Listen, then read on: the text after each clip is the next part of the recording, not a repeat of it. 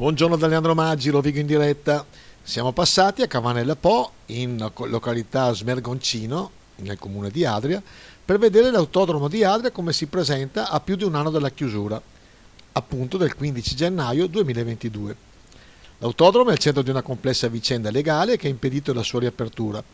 Nonostante ciò, l'avvocato Antonio Cavallaro, che sta seguendo da vicino la questione, rassicura gli appassionati che si sta lavorando per far ripartire l'impianto andriese.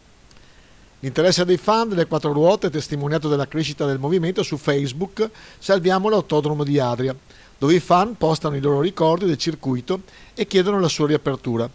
Tuttavia la situazione sembra bloccata a causa della complessa disputa tra la proprietà e i gestori passati e presenti.